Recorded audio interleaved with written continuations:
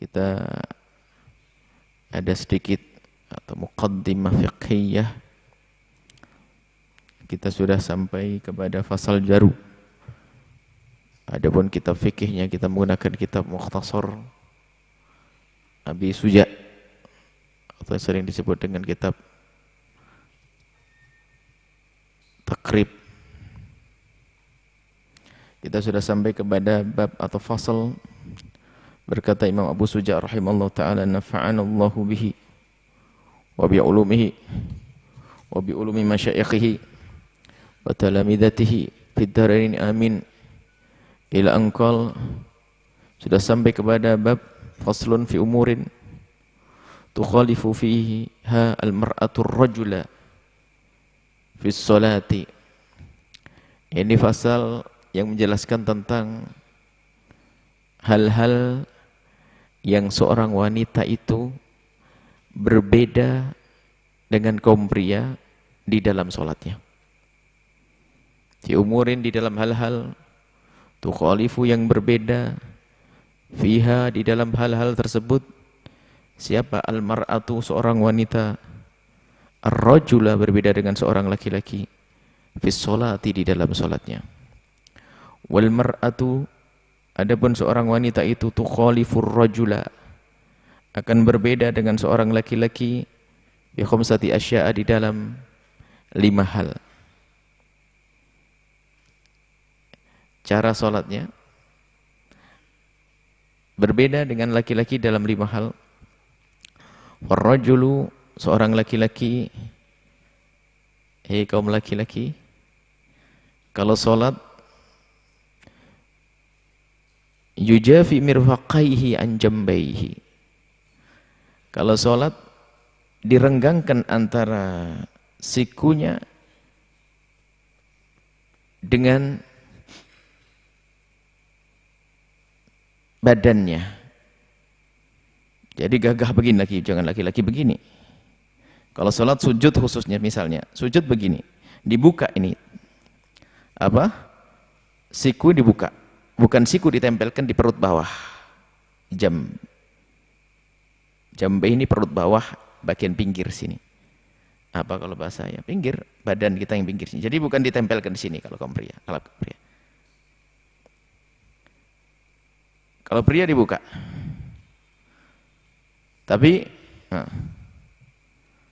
wa yuqillu batnahu, dan diangkat perutnya, an fakhidhihi, dari perutnya, fir ruku'i was sujudi, di saat ruku' dan sujud. Kalau laki-laki, antara ini dijauhkan, perutnya sedikit diangkat, menunjukkan kalau laki-laki itu gagah, bukan lembut, bukan gemulai gitu. Kalau perempuan berbeda. Kalau perempuan ditempelkan. Kalau sujud, sikunya ditempelkan ke badannya, perutnya. Bukan dibalik. Seperti itu. Kemudian wa yujhiru fi mawadhi'il jahri, atau wa yajharu fi mawadhi'il jahri. Kalau laki-laki mengeraskan dengan keras yang melebihi daripada wanita di bacaan-bacaan yang seharusnya dikeraskan.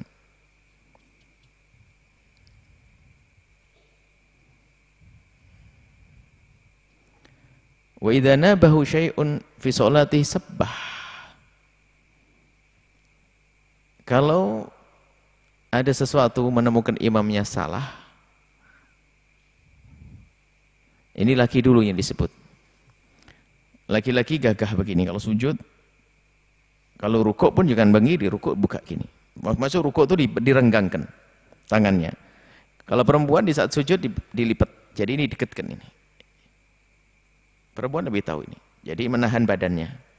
Sikunya ini menahan badannya. Dan perempuan pun di dalam bersuara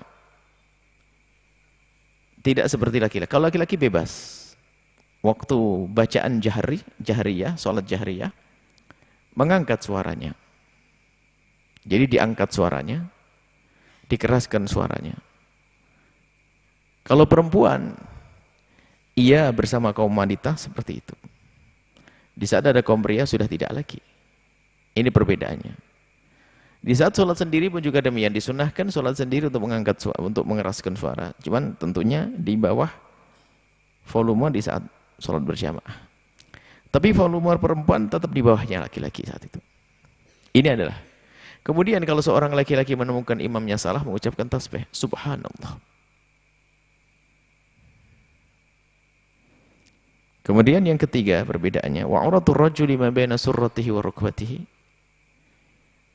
Auratnya seorang laki-laki di dalam sholat, ini bisa dalam sholat, jangan dibawa kemana-mana. Auratnya di dalam sholat adalah antara pusat dengan lututnya. Kalau seandainya ada seorang melakukan sholat dengan kolor, celana kolor, yang penting menutup pusatnya, kemudian menutup lututnya, adalah sah. Cuman kurang adab. Jadi khotib, khutbah Jumat, jadi imam pakai kolor. Alasannya apa? Ada di kitab fikih. Stres dia. Apa ini? Di kitab Warajuli baina surratul praktek besok khutbah Jumat ya. Pakai kolor. Ya enggak begitu. Ada adabnya, khudzu zinatakum inda kulli masjid. Kalau melakukan salat hendaknya harus pakai dandan dengan Allah. Pakai harum-haruman.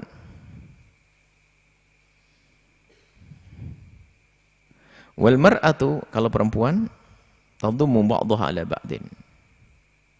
Ila ba'din, ditempetkan. Wa tulsiku batnaha bi fakhidaiha. Perutnya ditempelkan di pahanya waktu sujud. Jadi perutnya ditempelkan waktu sujud. Kebayang wanita ya, nempel begitu. Jadi menunjukkan kalau perempuan itu adalah hayahnya itu hayah yang lembut. Kemudian laki-laki jangan begitu. Kalau laki-laki tangannya dilipat ke dalam, ya.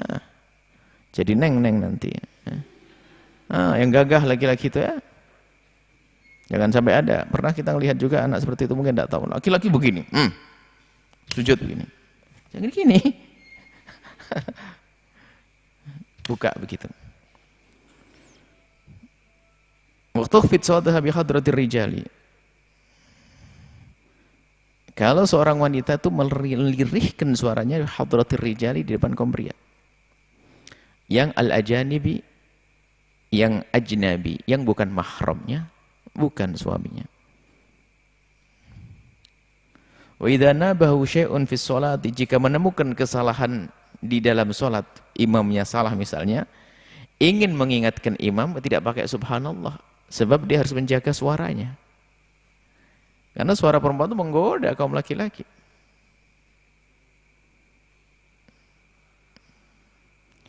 Maka di saat menemukan kesalahan imamnya tidak mengucapkan subhanallah, tapi dengan menepuk tangannya. Saffaqat. Menepuk, cuman tepuknya sedikit dibedakan dengan tepuk kebiasaan. Kalau tepuk hore kan begini. Kalau perempuan dalam sholat ingin mengingatkan imam yang salah, ditepuk, tapi begini. Jadi bukan begini. Dibedakan. Begitulah ijtihadnya para ulama.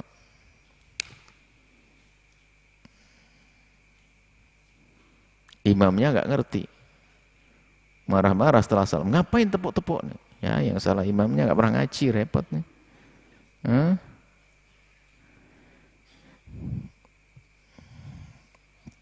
Wa jami'u badanil hurrati auratun.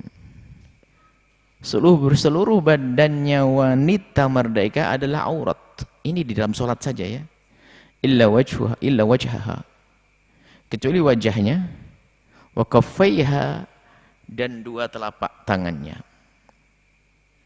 Telapak tangan dhuhran wa batnan. Jadi seluruh badan wanita ini adalah aurat di dalam sholat selain wajah dan telapak tangan.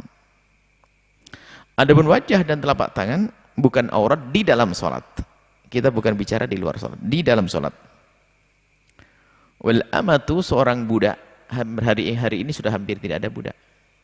Wal amatu, adapun seorang budak, karrajuli, seperti seorang laki-laki di dalam sholat. Ingat, ini di dalam sholat. Tapi kalau seorang budak perempuan keluar rumah, ya, ini ya tidak seperti Ini di dalam sholat. Jadi kalau budak perempuan kalau budak dari bisa saja lebih cantik daripada sayyidahnya, kan begitu. Pakai kemban, pakai pusat sama apa? Lutut, jalan-jalan di pasar. Ya nggak benar.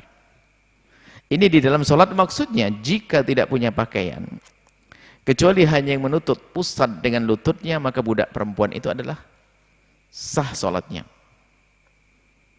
Ini adalah aurat sholati. Makanya nanti ada aurat sitir, ada lagi aurat nawar, mana yang nggak boleh dilihat dan mana yang harus ditutup adalah bukan ada pembahasannya sendiri. Baik, sampai di sini perbedaan antara laki dengan perempuan di dalam melaksanakan sholat. Hendaknya dibedakan juga, hendaknya diamalkan agar ada beda.